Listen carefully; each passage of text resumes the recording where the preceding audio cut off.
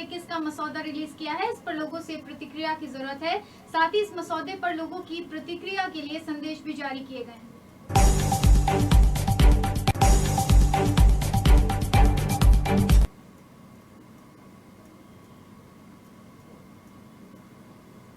देश में कोरोना की तीसरी लहर की आशंका जताई जा रही है। इसी बीच कर्नाटक में कोविड विशेषज्ञ समिति के अध्यक्ष डॉक्टर देवी शेट्टी ने कहा है कि अब मुश्किल है कहना कि कोरोना की तीसरी लहर कब आएगी और ये कितनी गंभीर होगी।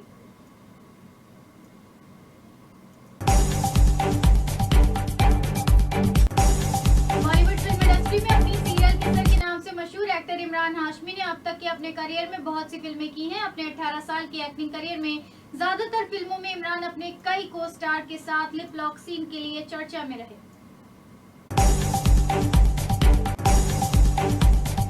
टीम इंडिया के पूर्व बेहतरीन फील्डर व कमेंटेटर मोहम्मद कैफ ने T20 वर्ल्ड कप 2021 को लेकर काफी बातें की। मोहम्मद कैफ से पूछा गया कि क्या रोहित शर्मा के साथ विराट कोहली इस इवेंट में ओपनिंग करना सही होगा, क्योंकि शायद कप्तान भी यही चाहते हैं।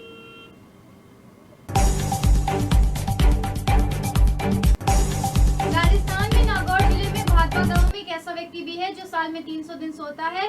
उससे भोजन से लेकर नहाना और सभी काम नींद में होते हैं।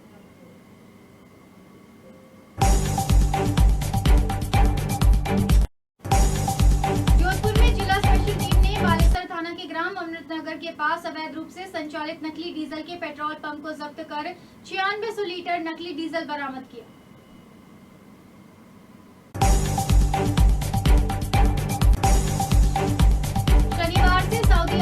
और डाउन साइज हज की मेजबानी करेगा, जिसमें शामिल होने के लिए कोरोना वायरस के खिलाफ टीकाकरण कराए हुए निवासियों को पूरी तरह से अनुमति होगी।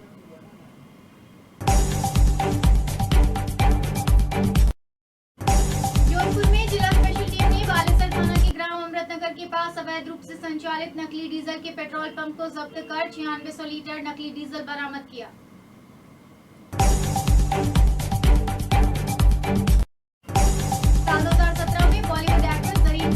अक्सर 2 में काफी सुर्खियां बटोरी थी। इस फिल्म में उन्होंने कई बोल्ड सीन भी दिए थे, जिसके बाद जरीन खान लंबे समय तक चर्चा में रही थी।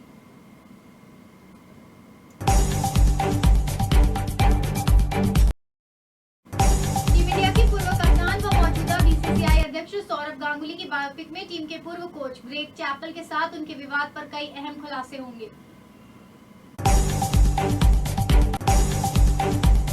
उत्तर प्रदेश में वर्तमान में कुल कोरोना एक्टिव केसों का आंकड़ा 1479 पहुंच चुका है, जबकि इससे स्वस्थ हुए मौतों का आंकड़ा 22,704 पहुंच चुका है। वहीं स्वस्थ हुए मरीजों का आंकड़ा 16,83,319 है, जबकि प्रदेश में कुल वैक्सीनेशन 3,85,52,627 पहुंच चुका है। कोविड प्रोटोकॉल के साथ कांवड़ यात्रा को अनुमति का उत्तर प्रदेश सरकार का फैसला उलझन में फंस गया। सुप्रीम कोर्ट द्वारा इस मामले पर स्वतः संज्ञान लेकर जो जवाब मांगा गया है, उस पर गुरुवार को मुख्यमंत्री योगी आदित्यनाथ के लखनऊ लौटने पर फैसला किया जाएगा।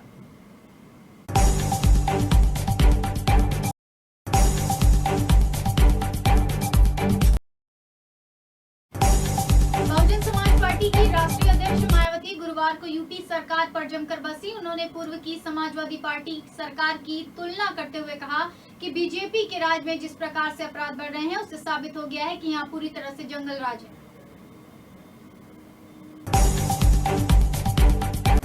प्रधानमंत्री नरेंद्र मोदी के संसदीय क्षेत्र स्थित मंडुआडीह रेलवे स्टेशन को अब बनारस रेलवे स्टेशन के नाम से जाना जाएगा। काशी के सांसद व देश के पीएम नरेंद्र मोदी के आगमन की पूर्व संध्या पर वाराणसी को रेलवे से बड़ी सौगात मिली है।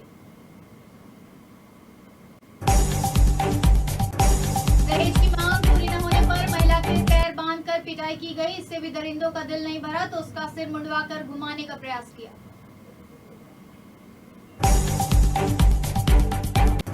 केरल में जीका वायरस से संक्रमित मरीज के मिलने के बाद यूपी में भी सतर्कता बढ़ा दी गई है। केरल और उसके आसपास के दक्षिण भारत के राज्यों से आ रहे लोगों की स्क्रीनिंग के विशेष इंतजाम किए जा रहे हैं।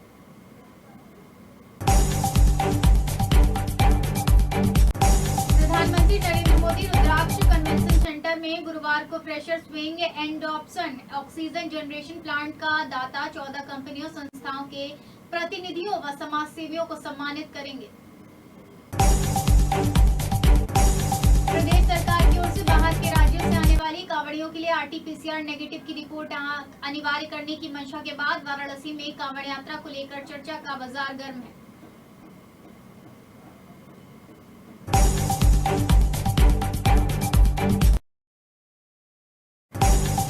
मेरठ के सदुपुर के खिवाई गांव में बुधवार की रात शादी समारोह में एक किशोरी की गोली मारकर हत्या कर दी गई, जबकि साथ ही पास खड़े दूसरे किशोर को भी गोली मारी गई।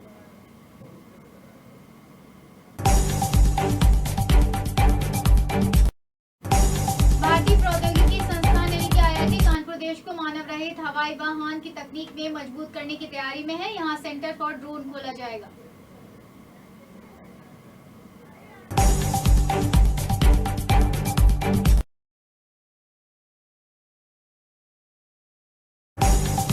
हमारे खास बुलेटिन फटाफट खबरों में फिलहाल के लिए बस इतना ही। और अधिक खबरों के ताजा अपडेट्स के लिए आप देखते रहिए अतुल्य राजस्थान।